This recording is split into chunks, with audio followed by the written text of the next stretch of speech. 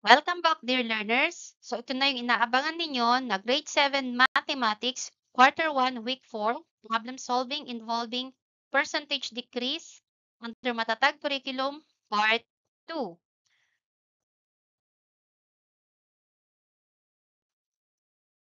Kung napanood mo yung last video tutorials ko, ito yung problem na iniwan ko. So we are going to solve 3 problems.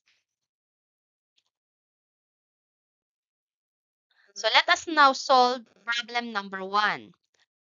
Solve the side of a square 20 centimeters each is decreased by 2 centimeter each. What is the percentage decrease in the length of a side of the square? So, ano ba yung mga given natin? We have the original value, which is 20 cm, and decrease in value, which is 2 cm.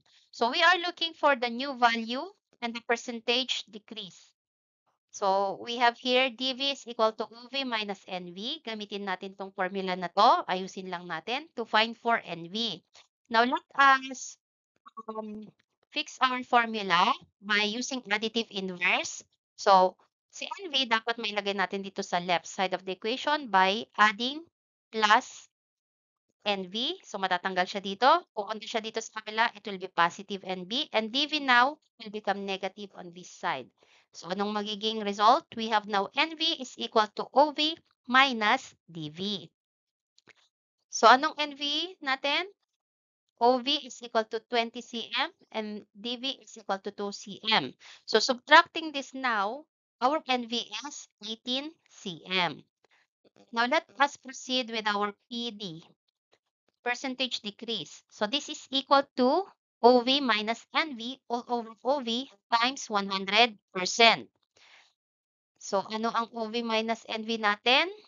So ito ay 20 cm minus 18 cm times 100%. Kaya meron tayong 2 dito. Now, reducing this 2 over 20, meron na tayong 1 over 10. Then times 100%. So dito, dahil nakakita naman natin itong mga zero, slash out lang natin yung zero dito sa taas na isa, and then dito sa baba. So parang 1 times 10 na lang yun over 1. So 10 divided by 1 is 10%.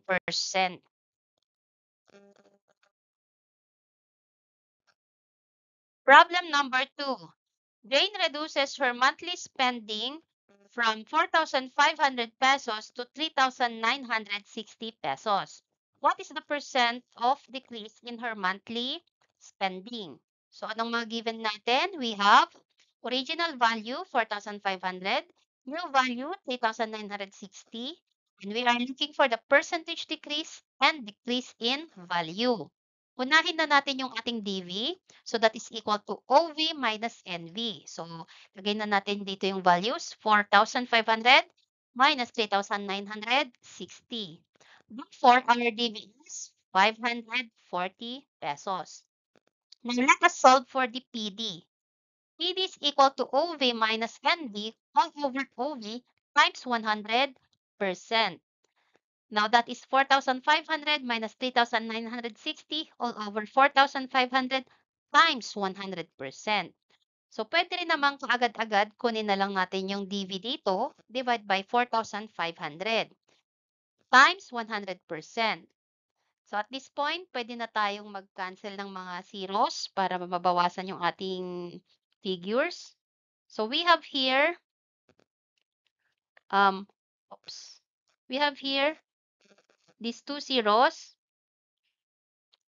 and then divide by these two zeros. Yan.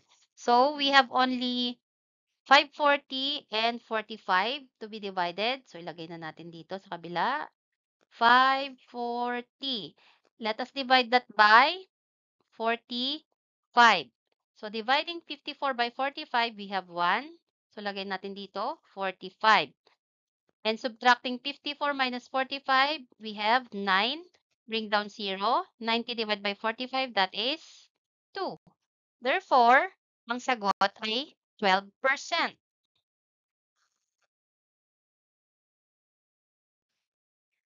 Problem number 3. The robbery rate decreased by 16% this year. If there were 1,512 robberies this year, how many robberies should there be last year? So we have the following. Original value is unknown. New value, 1,512. Percentage decrease, 16%. Percentage of OV, 100%. And then we need to know percentage of NV. So bakit nga 100% yung ating percentage of OV? Take note na yung original value natin, yun lagi ang ating basihan to get the percentage decrease and the percentage of NB. So, as a whole, 100% si original value. Now, let us find for the PNB. So, to find for PNB, we just have to pick the percentage of original value minus the percentage decrease. Okay? So, subtracting now, we have 84%. Meaning, ito pala ang percentage ni new value based on the original value. Now, we are ready to solve for the OV. Kasi OV nga ang hinahanap natin. Pero bago natin solve ang OV, we need to know what is 1% of OV. Oh. Siyempre, kunin natin yung 1% of OV. It is by dividing the new value over the PNB, or the percentage of new value. Now, we have here 1,512 divided by 84. So, let's try computing. 1,512 divided by 84. We have here 1, then 84. Subtract natin. Meron tayong 6, 7, then bring down to 672 divided by 84. That is 8. 8 times 84 is 672. So, eksakto, ang sagot dito ay 18. So, ibig sabihin, in every 1% of the original value, merong 18.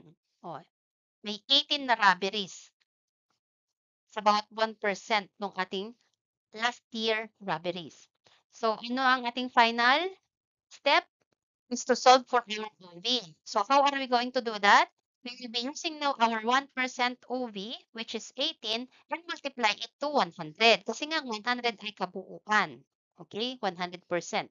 So, what will happen by multiplying 18 and 100? We have now the original value as 1,800. So, sana may nakuha kayo sa ating mga problems na na-solve ngayon. Thank you for watching and wait for the next video. Para sa mas marami pang video, huwag kalimutang mag-subscribe, like, and share.